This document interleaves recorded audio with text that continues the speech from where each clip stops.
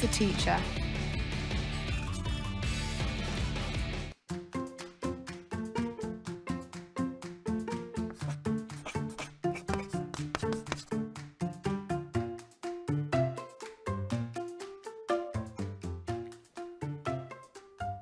Up here, we've got probably the most complicated object in the known universe, the human brain. It's got about 100 million nerve cells, neurons, and each of those is connected about at least 2,000 times to other neurons by a tiny little gap, which is microscopically small, a synapse. And when we learn, we make new connections between neurons. Now, of course, inevitably, we have the most plasticity of our brain when we're youngest. So, for example, if you take a kitten and blindfold it at birth, once the blindfold is taken off after 5 or 6 weeks, it'll still be permanently visually impaired, even though the eye is normal, the retina is normal, the nerves are normal, and even the back of the brain where the optic cortex is normal. But it's failed to learn how to see because it's lost the experience of sight. And so one of the important things to understand is that experience, all experience, in fact, is what creates learning. And that's when we make those new synapses. There are all sorts of ways of learning. Of course, we learn by reiteration, repeating things, because, of course, that repeats again and again these connections between nerve cells. We also, of course, learn by metaphor, because we use other pathways. So, for example, if we look at something and think of a metaphor or tell a story, then, of course, we learn that story and we learn something connected with that story, which is another way of learning. So what we perhaps don't do enough of in our teaching, really, is to use those basic principles for learning, which I think are really very important. Perhaps the most brilliant man on the planet that we all think of was Albert Einstein in the last century, who won the Nobel Prize, produced in 1905 3 amazing theories, each one of which could have won the Nobel Prize. And the extraordinary thing about Einstein, when he finally died at Princeton University in 1955, his brain was taken out within about 7 hours of his death, so it said, and the brain was then stored in a pickle jar and left on a shelf. And people were absolutely agog to find out what was different about this genius's brain than anybody else's brain. And it was cut into pieces almost immediately, stored in formalin or some other preservative, eventually found its way to the Midwest, and finally ended up in California, where a female neuropathologist, about 20 years after his death, cut it up into tiny pieces and looked at it under a microscope. And what did she find? Well, she found basically his brain was the same as anybody else's brain. So one of the key messages is this, that ultimately any 2 people watching this now, working together, will have more brain capacity than Albert Einstein. So we learn actually in collaboration, and we actually do things creatively in collaboration. We often think of great scientists as singular people who work on their own. There are very few people like Beethoven around. Most of us, of course, actually work in collaboration in teams, and that teamwork, of course, is very important to learning. So it follows that communication and good environments are very, very important for learning at all. So all sorts of issues come into learning, such as humour, such as sometimes being reasonably happy and actually feeling safe in the environment where you're trying to learn. Those things are very important in the context of learning. One of the other things which intrigues me is that all our senses contribute to learning. It's not just hearing somebody speak or reading a book. We learn with every single form of our senses. So one of the things that I particularly like doing is to try and enhance what I do during lectures, to play music. And there's very clear evidence that music helps learning in all sorts of ways. So, for example, the structure of music can help the improvement of language and literacy. There's quite a lot of evidence to show that music and its patterns help pattern recognition. And when you look at great musicians playing, what you often see is that they're often phonating the notes as they play. Classic example is to go and look at a clip of Glenn Gould playing the piano, playing Bach on the piano, and you see him mouthing every single note, because of course the learning process is going on just where the language area is, very close to where he would actually be thinking about music as well. It seems to me that that's a very important issue. And often people who are very, very impaired, very severely autistic people, can do a huge amount of learning through music. They often have surprisingly good idea of pitch and sometimes rhythm too, though it may not be immediately obvious to us. So something about that intrigues me, and so often even damaged brains can learn through some of these processes using sensations of different kinds. I also think that one of the things we don't do enough in school is to recognize the need for trying to understand the personality of the people who are learning. You know, we can measure pretty accurately at least 5 aspects of personality. There's an acronym, OCEAN. O stands for openness, C stands for conscientiousness, E stands for extroversion, A stands for agreeableness, and N stands for neuroticism. Each of them have an opposite. So you can be very neurotic, or you can be completely unneurotic. You can be very agreeable as a person or very closed. Agreeable people tend to be ready to communicate with others. But actually sometimes it's an advantage to be disagreeable, because then you're more likely to focus on the work that you need to learn. It might also be an advantage not to be too conscientious, for example, because these are measurable things. Because if you're very conscientious, you may not actually be prepared to make the leaps that are needed in learning, because you'll stick to a particular kind of pattern. And extroversion might be wonderful for communication, but it might also mean that you may not be a very good listener. You might be better to be a bit introverted. So what I think is one of the issues in schools is that now we have quite large classes, certainly in Britain, and I suspect that that means it's very difficult to tailor the learning process to a small number of individuals in a class, like 10, 11, 12, 13. When I was at school, there were only 13 of us in the class, and I suspect that really enhanced the learning process, because that individual approach was very important. Now, individual teaching is critical in some areas. So, for example, it's critical in music. Musicians usually learn with one particular professor who they might only see once a week, but that one individual has a massive influence on the learning process. And I'm very interested in how musicians learn, because I think we can learn a lot from them. Very often, it's very obvious that they reiterate all the time. The more you are practicing the same notes again and again, no matter how difficult, eventually you develop the motor skills, and you also develop the intellectual skills to play those in a different kind of way.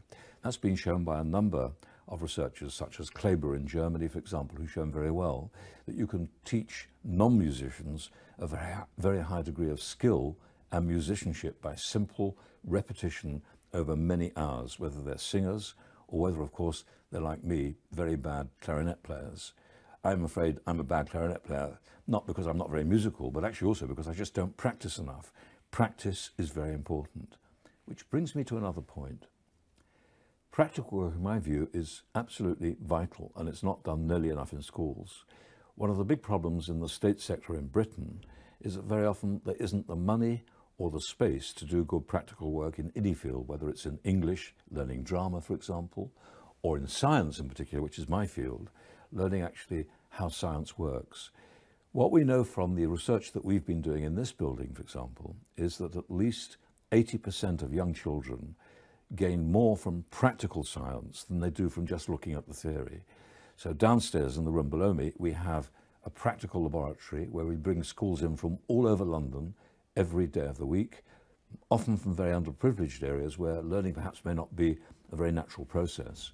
And what we do is we get them to do practical experimentation with leading experts. And the other issue that follows from that is that learning also requires good role models, particularly when you're a teenager, but also actually when you're younger as well. So in my view, having the right experts teaching who are prepared to act as role models is vitally important. In science, it's particularly important to encourage young women into science who are often rather more diffident and sometimes a bit more embarrassed about getting things wrong.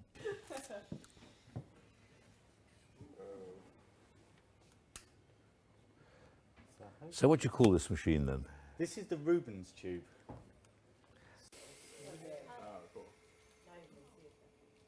Now I don't know, because I think it's flickering. I'm sure it can take a hit. So this is the Reach Out Lab, which basically we started suppose I founded it 9 years ago.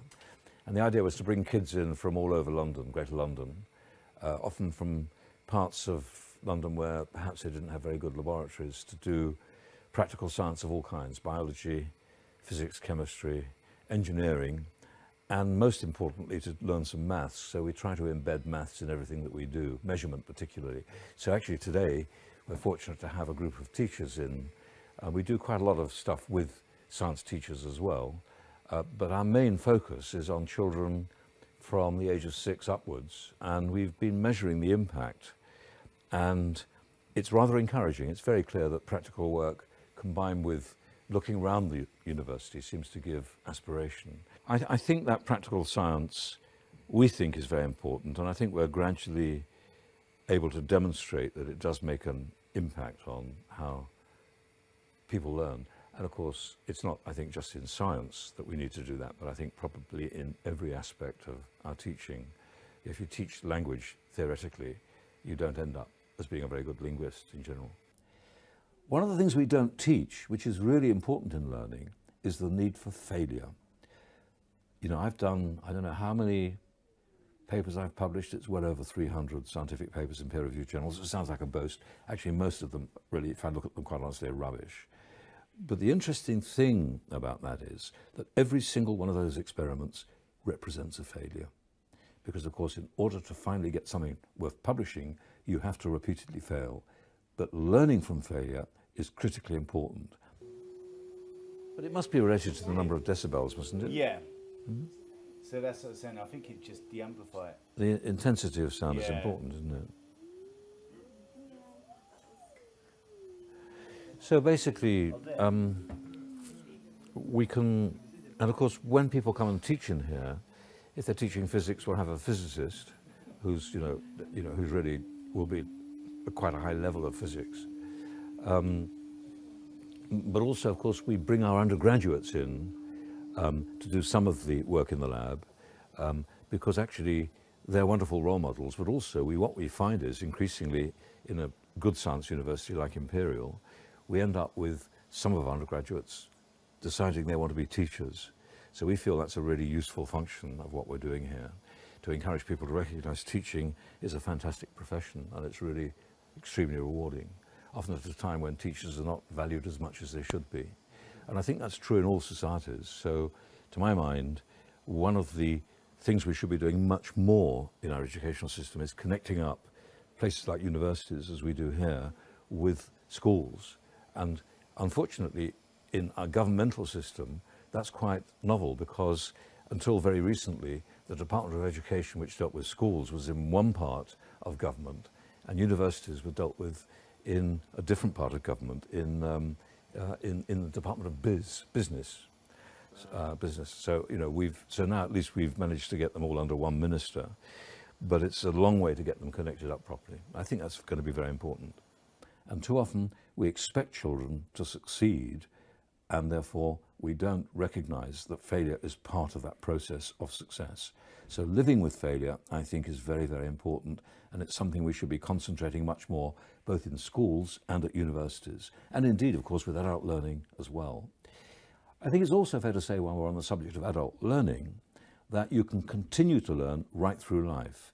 It's simply not true that our brains go off so badly that we can't learn. In fact, what has been shown again and again is that quite elderly people in a learning environment are less likely to develop some of the mental disabilities that very old people have. They're often able to retain faculties which are otherwise lost. And so that's quite important, to continue to do puzzles, to continue to tax your brain, to continue to read. And that's one of the problems, of course, as you get old. Perhaps, your sight isn't so very good, so you don't want to read. So we have to find other ways, I think, to do that with old people, to encourage learning. There's one other curious but quite important point I'd like to make. We live in a society which is increasingly hooked on its genetics. We want to give special education to the people who are brightest, for example. We want to concentrate on those people, and often we neglect the fact that perhaps other people in a different environment are not capable of learning as well. That goes right through our schooling system in pretty well every advanced country, and it certainly applies in this country, and I think to some extent it applies in the United States as well. And of course, we well know that deprivation and poverty decreases learning ability, learning process. Now, what I think is very interesting is that in the past, at the turn of the 20th century, in the early 1900s, there was a very strong movement, both in the United States and in Britain, called the eugenic movement. And it was thought really that what we wanted to do is to encourage survival of the fittest using Darwinian psychology, if you like, to make sure that people who are capable of learning because of their genetics would learn and we would get the best out of them. It's very clear, of course, that all intellectual capacity is to some extent inheritable and inherited, but in my view, it's a very small proportion of that ability. Most of our ability is actually in our nurture, and we can see that very clearly now with the modern science of epigenetics. What happens to you as you're developing as a fetus, and possibly even before you're even conceived in your parents or grandparents, that environment may play a part actually in your ability to learn later on. So, for example, if you take mice that are not well nurtured in the nest, not well stroked by their mother, not well licked, they're likely to be more likely to be cognitively impaired and less able to find their way out of a maze. That's been established a long time ago at McGill University. But we now know more recently that there are particular environmental effects which can affect learning later on. Now, it's my view that we cannot change our nature. We can't change our genes, but as sure as hell, we can change our nurture. And so I think one of the important issues in our society is to recognize we need to give the best possible environment to children, particularly when they're youngest, particularly in primary school, because of course that's when the brain is likely to be at its most plastic. And to my mind, that environment that we supply to children is as important as any part of the learning process. And so really what we need to be able to do is to recognize we might have the best children, the best children's teachers, the best teachers in the world in a particular school. But if children go home to a desert of an environment where there aren't any books, where there's no encouragement, where there's no stimulation, where there's no aspiration to learn, then you have a major problem in your society. So I think a great deal of how we could improve learning is to focus on the environment of children. One of the most impressive teachers I ever met was a man called Sidney Pask, who taught biology at my old school to students from about the age of 16 to 18. And he was amazing because he was extremely knowledgeable and an incredible role model and always good-humoured, very funny. But the reason why he was such a good teacher was because he didn't try and teach us in the classroom. We went out to Norfolk in East Anglia to do botany. We went up to Scotland and worked on a trawler to look at marine biology. I did fertilization of sea urchin eggs when I was 17. I did in vitro fertilization at the age of 17 years old. I'm now regarded as an expert in IVF. It's quite ridiculous, that. But we also went to laboratories all around the country on these sorts of visits with this teacher, and he didn't bother about discipline. So he didn't really mind if we even smoked. He certainly didn't worry whether we drunk. What he wanted to make sure that we had an environment in where we were fully encouraged to learn and enjoy ourselves. He was a great teacher, and he is still remembered, what, I don't know, 50, 60 years later, as somebody who was one absolute pioneer in the teacher of biology. Let me come to one other issue. I've mentioned attitude of mind. You know, one of the things that's very interesting is that when we laugh, we increase the blood supply to the brain, we liberate endorphins from the brain, which stimulate the cortex, and we feel good. And it turns out that laughter and humour are really important in learning. And I think it's fair to say that a class that's happy and prepared to laugh at the learning process or laugh during the learning process is very much likely to be able to learn much more effectively and more quickly. So one of the things about learning is enjoy it. It takes more than wires, bolts,